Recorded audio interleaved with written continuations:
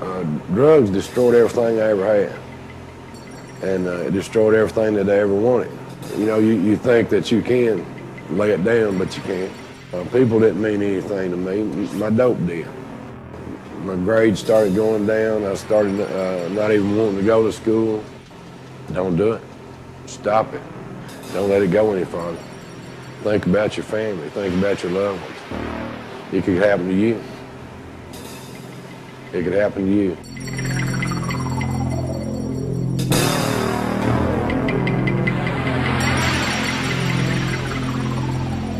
On January 17, 1980, 22-year-old Rebecca O'Hearn was killed during a robbery while working as a cashier at a Minute Mart in Richmond, Kentucky.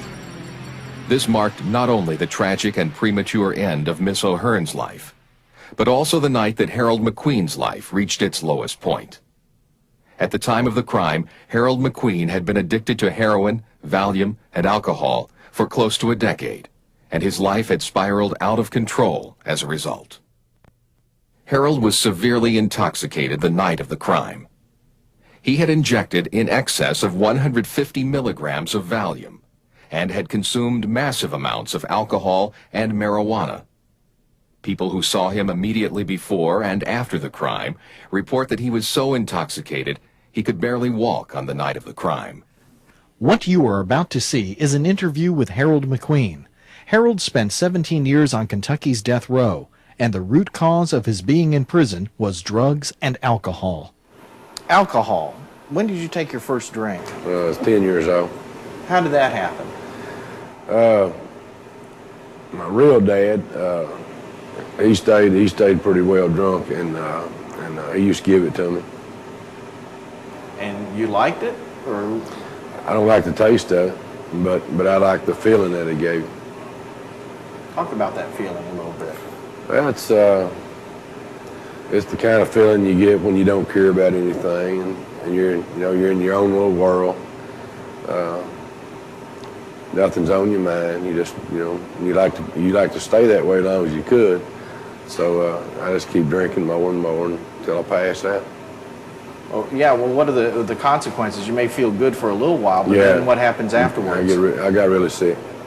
Did you think, oh well, heroin's not going to affect me? Alcohol, any type of drugs? Yeah. Talk about that. It was I was just hanging with the gang, my friends, and they were all doing it, and I seen they was having a good time, laughing and going on. So I thought, well, I'll try this, So I tried it, and like I said, I can't stand the taste of alcohol, but I like the effect that it gave me. I didn't like the hangover. It made me real sick. But even when I first started doing heroin, I had my friends were drinking beer and stuff with it, and I was one of the crowd, so I drank it too. Let's go back to your days in school, high school. How did drugs and alcohol? Were you doing a lot of drugs and alcohol in high school? No, not in high school. No. You weren't. No. I was doing a lot of drinking. That was a big thing for me. How did the alcohol affect your schoolwork? Terrible. My grades started going down. I started not even wanting to go to school. I just wanted to lay around and drink and hang out with the older kids, the ones that were already out of school. And they all wanted me to go with them, and we just partied all together. And so alcohol cut my school all the way out. And at the age of 19, you joined the Army. Why did you join the Army? I was going to try to get myself straight and get away from the alcohol and the bad. I'd been put in jail a couple of times when I was a juvenile for drinking and whatnot, and I wanted to try to get away from all that and kind of straighten my life out a little bit. But it got worse in the Army with the heroin. Right, that's the first drug I ever did was in there. I guess some of the good old days came back to me while I was in there, and like I said, I found some friends in there that they were doing it, and I guess if I wanted to hang with them, I'd have to do it too. So you were trying to straighten your life out, but then you ended up with the same kind of crowd again, didn't you? It was worse this time. Was it? Yeah. Alcohol, that's one thing, but when you are doing drugs and alcohol, you got two things, so I didn't accomplish nothing. What happened when you got out of the Army? I was married. My wife was pregnant with my daughter. I was using pretty heavy at that time, and she told me that so we're going to have a kid, and I wanted to have a father, not a dope head. And I was sitting at a table and getting ready to shoot some dope, and she told me that if I wanted her and the kid to not do the dope. So she left, and when she left, I went ahead and done it. And the next day when I woke up, all her stuff was gone, and she'd moved back to her parents. So you chose the drugs over your family. Yeah, right. Talk a little bit about how drugs can take you over like that. Certainly you loved your family more than you would love something like drugs, wouldn't you? At the time I was pretty sick, and the only thing that meant anything or that I cared about was the drugs. I mean, nothing else. My parents, my wife, nobody. I didn't care about anybody or anyone. I got to the point where I didn't even like myself. Talk a little bit about that. Did you hate yourself? Did you ever think about suicide? Well, I was shooting pretty regular, and I had a gun under my pillow at home.